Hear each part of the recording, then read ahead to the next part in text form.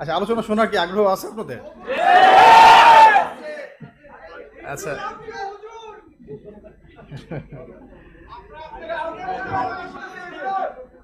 আহাব্বাকাল্লাহ আল্লাযী আহবাবতানি লা।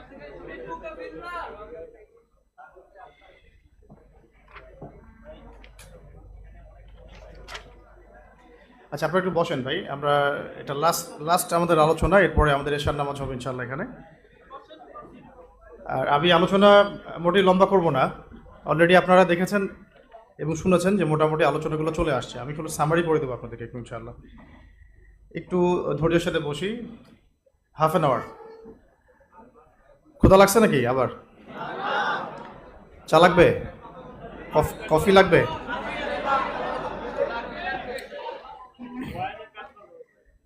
যারা তারাবি পড়তে চান আমাদের সাথে পড়তে পারবেন ইনশাআল্লাহ এখানে। আল্লাহু আকবার। আসসালামু আলাইকুম ওয়া রাহমাতুল্লাহি ওয়া বারাকাতুহু। আলহামদুলিল্লাহ নাহমাদুহু ওয়া নুসাল্লি আলা রাসূলিহিল কারীম, আম্মা বা'দ। আলহামদুলিল্লাহ আল্লাযী হাদানা লিহাযা ওয়া মা কুন্না লিনাহতাদিয়া লাউলা আন হাদানা আল্লাহ। ওয়া সাল্লাল্লাহু আলা নাবিয়িনা মুহাম্মদ ওয়া আলা আলিহি ওয়া আসহাবিহি আজমাইন ওয়া মান তাবি'আহুম বিইহসানিন ইলা ইয়াউমিদ্দিন। أعوذ بالله من الشيطان الرجيم. بسم الله الرحمن الرحيم. وقال الله عز وجل إن تنصروا الله ينصركم ويثبت أقدامكم كما قال الله عز وجل ولا تهنوا ولا تحزنوا وأنتم الأعلون إن كنتم مؤمنين. وقال الله تعالى في سورة المحمد وإن تتولوا يستبدل قوما غيركم ثم لا يكونوا أمثالكم. صدق الله مولانا العظيم. وقال رسول الله صلى الله عليه وسلم إن الله تعالى يرفع بهذا الكتاب أقواما ويضع به الآخرين.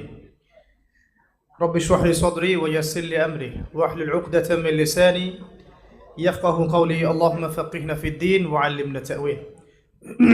اللهم اجعلنا منهم الذين آمنوا وعملوا الصالحات وتواصوا بالحق وتواصوا بالصبر. أعوذ بكلمة الله التامة من كل شيطان وهامة ومن كل عين لامة. بسم الله الذي لا يضر مع اسمه شيء في الأرض ولا في السماء وهو السميع العليم. আলহামদুলিল্লাহ, আল্লাহ রাব্বুল আলামিনের দরবারে আমরা অগণিত অসংখ্য শুকরিয়া এবং কৃতজ্ঞতা প্রকাশ করছি যে আল্লাহ পাক আমাদেরকে তার নিজ অনুগ্রহে মুসলিম পরিবারে জন্মগ্রহণ করার তৌফিক দিয়েছেন। সে আল্লাহ পাকের দরবারে আমরা শুকরিয়া জ্ঞাপন করছি যে আল্লাহ রাব্বুল আলামিন এই মাহে রমাদানে আমাদেরকে হেদায়েত দেওয়ার জন্য আল কোরআনুল কারীমের মতো অনবদ্য কিতাব নাজিল করেছেন। আলহামদুলিল্লাহ। এবং শুকরিয়া জানাচ্ছি সেই মহান রবের দরবারে যিনি আমাদেরকে আজকের এই কনফারেন্সে আসার তৌফিক দান করেছেন এবং নবী মুহাম্মদ সাল্লাল্লাহু আলাইহি ওয়াসাল্লামের সৌভাগ্যবান উম্মত হওয়ার তৌফিক দিয়েছেন। আলহামদুলিল্লাহ। অগণিত অসংখ্য দরুদ এবং সালাত বর্ষিত হোক মহান আল্লাহ প্রেরিত সর্বশেষ এবং চূড়ান্ত নবী মানবতার মুক্তির দূত মুহাম্মদুর রাসূলুল্লাহ সাল্লাল্লাহু আলাইহি ওয়াসাল্লামের প্রতি। আল্লাহুম্মা সাল্লি আলা মুহাম্মদ ওয়া আলা আলি মুহাম্মদ কামা সাল্লাইতা আলা ইব্রাহিম ওয়া আলা আলি ইব্রাহিম ইন্নাকা হামিদুম মাজিদ। اللهم بارك على محمد وعلى آل محمد كما باركت على إبراهيم وعلى آل إبراهيم إنك حميد مجيد. আজকে মাশাআল্লাহ সেই সকাল 11টা থেকে আপনারা এই পর্যন্ত আমাদের বরেণ্য উস্তাজদের কাছে, স্কলারদের কাছে, দাঈউল্লাহ তাদের কাছে, তুল্লাবদের কাছে অসাধারণ আলোচনা শুনেছেন। আমি নিজেই আজকের আলোচনা শুনে খুব বিমোহিত। মাশাআল্লাহ, আল্লাহ রাব্বুল আলামিন যে বাংলার জমিনকে কবুল করেছেন বা করছেন এটা তার প্রমাণ। আলহামদুলিল্লাহ। এবং আপনাদের চোখে যে পিপাসা এবং যে আলো আমরা দেখতে পাচ্ছি, আমরা শুধু নিজেরা ভয় করছি যে আপনাদের এই যে ভক্তি বা শ্রদ্ধা, যে ভালোবাসা বা এক্সপেকটেশন, এইটার হক আমরা আদায় করতে পারি কিনা। তো প্রথমে আমরা দোয়া চাই যে আল্লাহ পাকের কাছে আপনারা আমাদের জন্য দোয়া করবেন যেন আমরা আগামী বাংলাদেশকে মুসলিম বঙ্গ বানাতে পারি ইনশাআল্লাহ। আল্লাহ পাক যেন আমাদেরকে কবুল ও মঞ্জুর করেন। সত্যি কথা বলতে আমাদের সেই ঈমান, সেই আমল, সেই তাজকিয়া, সেই আখলাক, সেই জ্ঞান বা শৌর্য বীর্য এগুলোর কোনোটাই নাই। আমরা এদিক দিয়ে খুবই মিসকিন। তারপরে দুর্বল কাঁধে আপনারা অনেক বেশি আস্থা রাখছেন। এটা আমাদের অনেক কনসার্নের কারণ। আল্লাহ পাকের কাছে দোয়া করি আল্লাহ পাক যেন আমাদের সবাইকে যোগ্যতা দান করেন। পুরো আলোচনা চলে আসছে, আমি শুধু মৌলিক কয়েকটা কথা বলে শেষ করব। মূল কথাটা হচ্ছে যে মানে আমাদের এই ইস্যুতে আমাদের করণীয় কি কি হতে পারে, আমাদের কাজটা কি হতে পারে। আমরা সব কিছু জেনেছি, আজকে বুঝলাম, ইতিহাসটা জানলাম, আমরা অতীত জেনেছি, বর্তমান জেনেছি, ইভেন ভবিষ্যতে কি হতে যাচ্ছে এটাও আমাদের কয়েকজন স্কলার কিন্তু বলেছেন, আলহামদুলিল্লাহ। প্রশ্ন একটা থাকছে যে আসলে আমরা কি করব, আমরা আমাদের জায়গা থেকে কি করতে পারি। যখন এই প্রশ্নটা ছুড়ে দেওয়া হয় তখন দুটো শব্দ খুব কমন আসে, একটা হচ্ছে দোয়া করব, আর একটা হচ্ছে বয়কট করব। এই তো, এর বাইরে কিন্তু খুব একটা আলোচনা আমাদের মধ্যে খুব একটা আসে না, কেন জানি। কমন দুটো ওয়ার্ড হচ্ছে আমরা বেশি বেশি দোয়া করব এবং তাদের পণ্যগুলোকে বয়কট করব। এর বাইরেও আমাদের আরো অনেক কিছু করার আছে, এর বাইরে আমাদের অনেক কিছু করার আছে। এই করণীয়গুলো যদি আমরা বলতে যাই অন্তত পক্ষে 1 ঘন্টা সময় দরকার। শত শত কাজ আছে আমাদের করণীয় আমাদের ভাইদের জন্য। খুব অল্প কথায় আমি কিছু করণীয় বলে আজকের মতো শেষ করে দেবো ইনশাআল্লাহ। আর যেহেতু রমাদান, আপনাদের তারাবির ব্যাপার আছে এবং রাত্রি জাগরণের ব্যাপার আছে, আজকে বেজোর রাত, তাই আজকে আমরা লম্বা করতে পারছি না। আমাদের অলরেডি আমাদেরকে বলা হয়েছে যেন 8:30টার মধ্যে আমরা শেষ করে দিই। এখন কয়টা বাজে ভাই? 10। আচ্ছা, ঠিক আছে। তো আপনাদের কি মনে আছে যে এই হিস্ট্রিটা বা এই প্রসঙ্গটা শুরু হয়েছিল কোন ব্যক্তির মধ্য দিয়ে? মনে আছে? জাতির পিতা ইব্রাহিম আলাইহিস সালামের মধ্য দিয়ে। 2টা ট্রাইব তার থেকে বের হয়ে গিয়েছে। একটা কোথায়? বনু ইসমাইল আলাইহিস সালামের হাত ধরে মক্কা, আরেকটা হচ্ছে বনু ইসরাইল, সেটা জেরুজালেম কেন্দ্রিক, শাম কেন্দ্রিক। ইব্রাহিম আলাইহিস সালামের 2 সন্তান, ইসমাইল আলাইহিস সালাম, ইসহাক আলাইহিস সালাম। ইসহাক আলাইহিস সালামের সন্তানের নাম ইয়াকুব আলাইহিস সালাম, তার আরেকটা নাম ইসরাইল, এবং তার থেকে আরো প্রায় 12 জন সন্তান, যার মধ্যে একজন ইউসুফ আলাইহিস সালাম। ঠিক আছে, মনে থাকবে তো? ইসরাইল বলা হচ্ছে ইয়াকুব আলাইহিস সালামকে, এবং তার সন্তানদের মধ্য থেকে বনু ইসরাইল বের হয়ে আসছেন। তো বনু ইসরাইল তাহলে জেরুজালেম বেস তাদের বসতি নির্মাণ করেছে। তারা মিশরে কিভাবে গেল? ইউসুফ আলাইহিস সালামের মাধ্যমে। কার মাধ্যমে? ইউসুফ আলাইহিস সালামকে কুয়ায় ফেলার মধ্য দিয়ে সেখান থেকে মিশরের রাজপ্রাসাদ, সেখান থেকে জেলখানা থেকে রাষ্ট্রীয় দায়িত্ব, সেখান থেকে পুরো বনু ইসরাইল মিশরের মাটিতে। এখানে বনু ইসরাইল একটা শক্তিশালী অবস্থানে ছিলেন। এরপরে যখন দ্বিতীয় রেমেসিস আসলেন, অর্থাৎ ফেরাউন প্রথম রেমেসিসের ইন্তেকালের পরে, তখন তাদের উপরে নির্মম নির্যাতন শুরু হলো। এই নির্যাতনটা একটা লম্বা সময় ব্যাপী চলেছে। আপনারা একটা বিষয় খেয়াল করে দেখবেন, যারা খুব বেশি নির্যাতিত হয় তাদের মাইন্ডসেটটা কিন্তু খুব উগ্র হয়ে যায়। এই বনু ইসরাইল ব্যাক টু ব্যাক অনেকবার এমন নির্যাতনের শিকার হয়েছে, 40 বছর, 80 বছর, 100 বছর। এতে তাদের মাইন্ডসেটটা এমন হয়ে গেছে যে একটা বাচ্চাকে বোম দিয়ে হত্যা করলে তাদের কলিজার মধ্যে সামান্যতম ব্যথা বেদনা জাগে না। তারা খুব বেশি এগ্রেসিভ হয়ে গেছে এই পিরিয়ড অফ টাইমগুলোতে। এখানে নবী মুসা আলাইহিস সালামকে আল্লাহ রাব্বুল আলামিন পাঠিয়েছিলেন তাদের ত্রাণকর্তা হিসেবে। এরপরে অনেক ঘটনা ঘটলো। আপনারা জানেন যে আল্লাহ রাব্বুল আলামিন সুযোগ দিলেন তওবা করার, ফিরে আসার। তারা উদ্ধত আচরণ অব্যাহত রাখলো এবং নিজেকে সে খোদা দাবি করলো। এক পর্যায়ে বনু ইসরাইলকে নিয়ে মুসা আলাইহিস সালাম যখন পার হয়ে যাচ্ছিলেন, ফেরাউন তার বাহিনী নিয়ে লোহিত সাগরে আক্রমণ করে বসে, এবং এখানেই ফেরাউন এবং তার দলবল ডুবে মরে। ঠিক আছে কথা? আচ্ছা, এরপরে যখন তারা নাজাত পেয়ে যায় তখন তাদের উপর একটা আদেশ চলে আসছিল। এর মধ্যে তারা শিরক করেছে, আল্লাহকে দেখতে চেয়েছে, আর অনেক কিছু হয়েছে, ওইদিকে আমি যাচ্ছি না। মূল কথাটা ছিল তাদেরকে আল্লাহ রাব্বুল আলামিন আদেশ করেছিলেন যে এই বাইতুল মুকাদ্দাস, এখানে আমালেকা সম্প্রদায় আছে, তোমরা সেখানে গিয়ে যুদ্ধ করবে, জিহাদ করবে। আল্লাহ পাক জিহাদ করতে বলেছিলেন, জিহাদ করে সেই জায়গা তোমরা উদ্ধার করবে, কারণ এই জায়গা আল্লাহ রাব্বুল আলামিন সালেহিনদের জন্য রেখেছেন। আপনারা সূরা আম্বিয়ার মধ্যে পাবেন, ওয়ালাকাদ কাতাবনা ফি যাবুরি আন্নাল আরদা ইয়ারিসুহা ইবাদিয়াস সালিহুন। আল্লাহ রাব্বুল আলামিন একটা মূলনীতি দিয়েছেন, এই মূলনীতিটা মনে রাখেন। আল্লাহ রাব্বুল আলামিন বলেছেন এই জমিন, এই জায়গা, এখানে আরদ মানে বাইতুল মুকাদ্দাস, ওয়া মা হাওলাহা এবং তার চারপাশ, আমি দিয়েছি শুধু সালেহদের জন্য, সত্যবাদী মুত্তাকি, মুসলিম, মুমিন, সালেহ মানুষদের জন্য। এই মূলনীতিটা মনে রাখেন। আবার এটার সাথে এটা মিলাতে যায় না, তাহলে কি হামাস সালেহ নয় যে তারা মার খাচ্ছে, বা আমাদের ওই ভাইরা কি সালেহ নয় যে তারা মার খাচ্ছে? এই মূলনীতি এখানে প্রযোজ্য হবে না, এটা অন্য ব্যাপার আছে, ওইদিকে পরে আসছে। তো এই মূলনীতিটা মাথায় রেখে আল্লাহ রাব্বুল আলামিন তাদেরকে বলেছিলেন যে তোমরা জিহাদ করো, আমালেকা সম্প্রদায়কে তোমরা সেখানে পরাজিত করতে পারবে ইনশাআল্লাহ। কিন্তু মূসা আলাইহিস সালামের কওম একটা অ্যানসার দিয়েছিল। অ্যানসারটা আমরা একটু মনে রাখি, আমরা যেন এই অ্যানসারটা না দেই, এই জন্য মনে রাখবো। মূসা আলাইহিস সালামের কওম অ্যানসার দিয়েছিল যে ইযহাব আনতা ওয়া রাব্বুকা ফাকাতিলা ওয়া ইন্না হাহুনা কাঈদুন। হে মূসা, তুমি যাও, তোমার আল্লাহ যাও, গিয়ে যুদ্ধ করো। নাউযুবিল্লাহি মিন যালিক। একটা কওম যারা বনু ইসরাইল ফেরাউনের কবল থেকে সদ্য নাজাত প্রাপ্ত, আল্লাহ পাক সাগর চিরে তাদেরকে উদ্ধার করলেন, তারা কিছুদিন পরে বলল, হে মূসা, তুমি যাও, তোমার রব যাও, গিয়ে যুদ্ধ করো, আমরা এখানে বসে থাকলাম।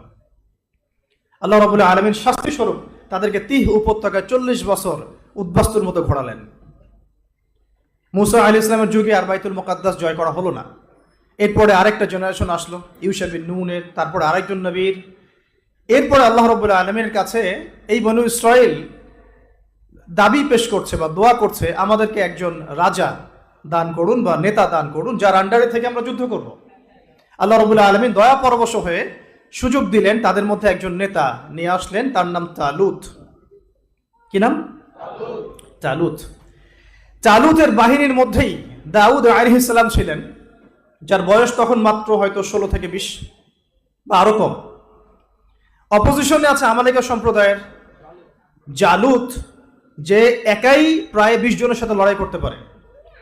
এবং এখানে অনেকের মধ্যে অনেক ইখতলাফ হচ্ছিল, আমরা কি এই বড় কমের সাথে পারবো? ঠিক যেমন এখন আমরা ইখতলাফ করছি, আমরা কি পুরো ন্যাটোর সাথে পেরে উঠবো আদৌ?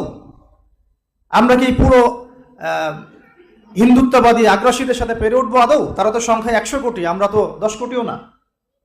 ঠিক এরকম একটা কনসেপ্ট তখনও আলোচিত হচ্ছিল। তখন আল্লাহ রাব্বুল আলামিন তার ভাষায় জানিয়ে দিয়েছেন, এইটাও মনে রাখবেন, কাম মিন ফিআতিন কলিলাতিন গালাবাত ফিআতান কাসীরাতান বিইذনিল্লাহ। কত না ছোট ছোট দল ইতিপূর্বে চলে গেছে পৃথিবী থেকে, যারা বড় বড় দলের উপর বিজয় লাভ করেছিল বিইذনিল্লাহ, শুধুমাত্র আল্লাহর সাহায্যে। বলা হয় মাত্র 313 জন বেঁচে ছিল, মানে পরীক্ষায় পাশ করেছিল ওই যুদ্ধে শরীক হওয়ার জন্য। জালুত সামনে, এদিকে দাউদ আলাইহিস সালাম, 1-on-1 ব্যাটল হচ্ছে। দাউদ আলাইহিস সালাম কিছুই করেন নাই, ইভেন তার তরবারিও বের করেন নাই। তার হাতে একটা বাটুল টাইপের অস্ত্র ছিল, এইটা দিয়ে তিনি ছুঁড়ে মেরেছেন। জালুতের পুরো মাথায় হেলমেট ছিল, শুধু চোখ দুটো ফাঁকা ছিল, একটা চোখে লাগার সাথে সাথে জালুত সেখানে ডেড, স্পট ডেড। এটা আল্লাহর নুসরাত। আমি সংক্ষিপ্ত করে বলছি, এরপরে এই ব্যাটলটা মুসলিমরা এমনভাবে জিতে যায়, যেটা বদরের যুদ্ধে মুসলিমরা যেভাবে জিতেছিল, এটার সাথে কম্পেয়ার করতে পারবেন আপনি। এরপরে দাউদ আলাইহিস সালামকে আল্লাহ রাব্বুল আলামিন ওই বাইতুল মুকাদ্দাসের শাসনকর্তা বানিয়ে দেন, এবং দাউদ আলাইহিস সালাম 40 বছর বাইতুল মুকাদ্দাস থেকে বলা যায় প্রায় মিডল ইস্ট পুরোটাই শাসন করেছেন। কত বছর? তার মানে আমরা দেখলাম যে ওই আর্থ বাইতুল মুকাদ্দাস শাসিত হলো বনু ইসরাইলদের দ্বারা, তাদের একজন নবী দাউদ আলাইহিস সালামের হাতে। কত বছর? সংখ্যাগুলো মনে রাখবেন, 40 বছর। এরপরে তার সন্তান সুলাইমান আলাইহিস সালাম ক্ষমতায় আসলেন, তিনি একজন নবী, এবং তার সময়ে এই বাইতুল মুকাদ্দাস থেকে এমন একটা শাসন ব্যবস্থা বিশ্ব দেখেছে, যেটা এই পৃথিবীতে কখনো আসেও নাই, ইভেন ভবিষ্যতেও আসবে না। কেন আসবে না? কারণ সুলাইমান আলাইহিস সালাম দোয়া করেছিলেন, রব্বি হাবলি মুলকান লা ইয়ানবাগি লি আহাদ। আল্লাহ, তুমি আমাকে এমন একটা রাজত্ব দান করো যেটা এই পৃথিবীতে আমার পরে আর কাউকে দান করবে না। আল্লাহ রাব্বুল আলামিন তাকে এমন রাজত্ব দিয়েছেন, পাখির ভাষা বুঝতে পারেন, জিনদেরকে দিয়ে কাজ করান। তিনি ওই সমুদ্রের ভিতর থেকে মণিমুক্তা বের করে প্রাসাদ নির্মাণ করাচ্ছেন জিনদেরকে দিয়ে, বাতাসে ফ্লাই করতে পারেন। সাবার রানী শিরক করছে, তিনি তার সভাপর্ষদের মধ্যে একজনকে বলছেন, কে আছো, তার সিংহাসন উঠিয়ে নিয়ে আসতে পারবে। একজন বলছিলেন যে আপনি উঠে দাঁড়াতে যতক্ষণ লাগে এর মধ্যেই উঠিয়ে নিয়ে আসবো। তিনি বলছেন না, এই স্পিড চলবে না, এটা 3G। 3G তিনি বলেন না, আমি বললাম আর কি বোঝানোর জন্য। তো আরেকজন যার কাছে কিতাবের জ্ঞান ছিল, দেখেন ইলমের কত গুরুত্ব, ইলম ছাড়া যে কিছু হয় না। যার কাছে কিতাবের জ্ঞান ছিল তিনি বললেন আপনার চোখের পলক ফেলতে যতক্ষণ সময় লাগে এর মধ্যে চলে আসবেন ইনশাআল্লাহ। এরকম কি সুপার পাওয়ার ন্যাটো হইতে পারছে? আমেরিকা হইতে পারছে? যে পতাকার উপর দাঁড়ায় আমরা আজকে লেকচার দিচ্ছি তারা হইতে পারছে? এরকম ক্ষমতা কি পৃথিবীতে কোনো সভ্যতার কাছে আছে? সায়েন্সের কাছেও কি আছে?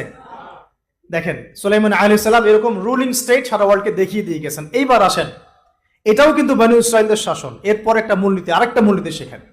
আল্লাহ রাব্বুল আলামিন সূরা বনী ইসরাইলের মধ্যে বলেছেন, লা তুফসিদুন্না ফিল আরদি মাররাতাইন, লা তুফসিদুন্না ফিল আরদি মাররাতাইন। হে বনী ইসরাইল, তোমরা এই পৃথিবীতে দুইবার বিপর্যয় সৃষ্টি করবা। কয়বার? আর যদি করো তাহলে মূলনীতি শুনেন, আর যদি তোমরা বিপর্যয় সৃষ্টি করো, ওয়াইন উদ্তুম উদনা, ওয়াইন উদ্তুম উদনা, তোমরা যদি বিপর্যয় সৃষ্টি করো আর অবাধ্য হও, আমি আল্লাহ তোমাদের উপর গজব নাজিল করব। কথাটা এরকম আর কি। এবার সুলাইমান আলাইহিস সালামের শাসন কালো ছিল প্রায় 40 বছর। এরপরে তাদের অধঃপতন শুরু হলো। কি কি অধঃপতন শুনবেন, একটু মিলান আমাদের সাথে। এত সুপিরিয়র রুলিং স্টেট থেকে তারা কিভাবে দাস হলেন শোনেন। মুসলিমরা ভালো করে বুঝেন, মুসলিম বঙ্গের মানুষ। এইরকম রুলিং স্টেট থেকে, সুপিরিয়র অথরিটি থেকে কিভাবে তারা দাস হলেন এটা শুনেন। তারা শিরক করা শুরু করলেন। এক, আমাদের উম্মাহ করে? অ্যান্সার দেন। তারা সুদ খাওয়া শুরু করলো, আমরা কি খাই? তারা ব্যভিচার করা শুরু করলো, আমরা কি করি? তারা আল্লাহর সন্তান সাব্যস্ত করা শুরু করলো, আমরা হয়তো করি না, কিন্তু যারা করে ওদের সাথে বন্ধুত্ব করি। তারা জিনা ব্যভিচার শুরু করলো, মানুষের সম্পদ অন্যায়ভাবে আত্মসাৎ করা শুরু করলো। ওয়ালা তাবখাসুন নাস আশিয়াহুম, আল্লাহ পাক বারবার কোরআনে বলেছেন মানুষের সম্পদ অন্যায়ভাবে মেরে খাও না। আজকের পুরো ইকোনমিক সিস্টেমই মানুষের সম্পদ মেরে খাওয়ার সিস্টেম। এরকম এমন এমন কিছু পাপ, শিরক, রিবা, মাদক, আপনার ধর্ষণ, জেনা, ব্যভিচার, ইভেন তারা নবীদেরকে হত্যা করা শুরু করলো। আমরা নবীদেরকে হত্যা করছি না, গালি তো ঠিকই দিচ্ছি।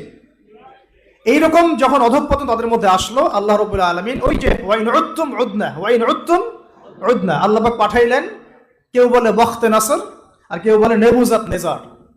বখতে নাসর বা নেবুজাত নেজার দুজন দুরকম, একই ব্যক্তি, নাম ভিন্ন, অনেক অনেকভাবে বলেন। তাকে আল্লাহ পাক পাঠালেন এই পুরো বাইতুল মুকাদ্দাস অধিবাসীদের উপরে আযাব হিসেবে। এমন ম্যাসাকার তিনি করলেন যে একজন পুরুষকেও জীবিত রাখেন না। পুরুষ বলতে বোঝাচ্ছি যারা যুদ্ধ করতে আসছে আর কি। মহিলাদেরকে ধর্ষণ করা হয়েছে, বাচ্চাদেরকে একেবারে ওরা যেভাবে মারতেছে এভাবে মেরে ফেলা হয়েছে। আর যে কিছু গুটি কয়েক মানুষ বেঁচে ছিল এদেরকে চেন দিয়ে, শিকল দিয়ে, লোহার শিকল দিয়ে বেঁধে ব্যাবিলনে নিয়ে গেছে এই রাজা, তার নাম নেবুজাত নেজার, বুখতে নাসর। কি কারণে? তারা আল্লাহ পাকের আদেশগুলো লঙ্ঘন করার কারণে আল্লাহ পাক তাদের উপর আযাব চাপাই দিলেন। ওই যে শুরুতে বলা হয়েছে এই ল্যান্ড কাদের জন্য? মুমিন মুসলিম সালেহদের জন্য। কেউ কোন পাপী, ফাসিক, জালেম, মুশরিক, মুনাফিক এখানে থাকতে পারবে না। এটা আল্লাহ পাক রাসূলেই নাই এই ল্যান্ডকে কেন্দ্র করে। এরপরে ওই যে এখন কোথায় আছে বনু ইসরাইল? বলেন ব্যাবিলনে। এই জায়গায় তাদের পোপরা তালমুদ নামে একটা কিতাব রচনা করছে। কি কিতাব? তালমুদ। আগের তাওরাত কিন্তু বিকৃত হয়ে গেছে, ওটা নিয়ে আমি পরে কথা বলবো ইনশাআল্লাহ। তালমুদের মধ্যে ওরা একটা কথা ঠিকই লিখছে, এই কথা ঠিক আছে তালমুদের, যে তাদের একজন মাসিহ আসবে, যেই মাসিহ আসলে পরে তারা এই বিশ্বটাকে আবার শাসন করবে। কথাগুলো মনে রাখেন, তাদের একজন মাসিহ আসবে, যেই মাসিহ আসলে পরে তারা আবার এই বিশ্বটাকে শাসন করবে। ঠিক যেমন দাউদ আলাইহিস সালামের থ্রোন থেকে তারা শাসন করত, সুলাইমান আলাইহিস সালামের থ্রোন থেকে তারা ওয়ার্ল্ডকে রুল করত। They were the ruling state at that time. ওই সময় ওইটা আবারও ফিরে আসবে যদি কিনা তারা আবার ওই মাসিহের আনুগত্য করতে পারে, তাকে সন্তুষ্ট করতে পারে, তার পথ নির্দেশ মেনে চলতে পারে। এবার ওই ব্যাবিলনের একজন শাসক সাইরাস, সম্রাট সাইরাস, এই ব্যক্তি একটু ইহুদিদের প্রতি কোমল ছিলেন। তিনি ইহুদিদেরকে আবার এই দাসত্বের শৃঙ্খল থেকে মুক্ত করে কোনোভাবে ওই বাইতুল মুকাদ্দাসের জায়গাটা দিয়ে দেন। তাদের কাছে এই সুযোগটা আসলো। আল্লাহ রাব্বুল আলামিনও তাদের প্রতি প্রথম সুযোগ নাজিল করলেন এবং আরো বেশ কয়েক শতাব্দী পরে আল্লাহ রাব্বুল আলামিন তাদের কাছে পাঠালেন সত্যিকারের মাসিহ নবী ঈসা ইবনে মারইয়ামকে। এর আগে হান্না আলাইহিস সালামের কথা আছে, জাকারিয়া আলাইহিস সালামের কথা আছে, ইয়াহইয়া আলাইহিস সালামের কথা আছে, মারিয়াম আলাইহিস সালামের কথা আছে। এগুলো আলোচনা আমি এখন করছি না, সময় নাই। মূল জায়গায় চলে আসেন। আল্লাহ পাক মাসিহকে পাঠালেন। মাসিহের নাম কি? ঈসা ইবনে মারইয়াম। এবার শর্ত হচ্ছে মসিহের আনুগত্য করলে তারা আবার রুলিং স্টেট হবে। তারা মসিহের আনুগত্য তো করলোই না, বরং তারা তাদের মসিহকে বাস্টার্ড বলে গালি দিয়েছে। আমি কি বুঝতে পারছি? তারা বললো যে সে জারদ সন্তান, নাউযুবিল্লাহি মিন যালিক, তার মা ব্যভিচার করছে, নাউযুবিল্লাহি মিন যালিক। আরো জঘন্য কথা আছে, আমি কোট করতে পারতাম, আমার কাছে সময় নাই, লম্বা হয়ে গেছে, অনেক লম্বা হয়ে যাবে কথাগুলো, আমি কোট করতে পারতাম। আরো জঘন্য ভাষায় গালি দেওয়া হয়েছে। শুধু এতটুকু বলি, তার এমন কোন নবী নাই যাকে গালি দেয় নাই, এমন কোন নবী নাই যাকে তারা গালি দেয় নাই, চরিত্র নিয়ে কটূক্তি করে নাই। এবার ঈসা আলাইহিস সালাম, তাকে তো তারা মানলই না, বরং হত্যার চেষ্টা করা শুরু করলো। এর আগেও তারা বহু নবীকে হত্যা করেছেন, কোরআনে আপনারা দেখবেন একদিনে তারা একাধিক নবীকেও হত্যা করেছে। ঈসা আলাইহিস সালামকে হত্যা করার জন্য ক্রুশ রেডি করা হচ্ছে, এরা যে ক্রুসিফিকশনের দাবি করে এটার কথা বলছে। নবী ঈসা আলাইহিস সালাম আল্লাহর কাছে দোয়া করছিলেন, আল্লাহ, আজকে যদি কেউ আমার সাথে মুনাফিকি করে, কেউ গাদ্দারি করে,